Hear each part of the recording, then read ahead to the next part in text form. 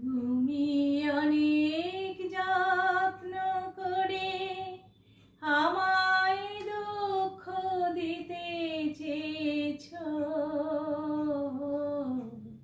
দিতে পারোনি।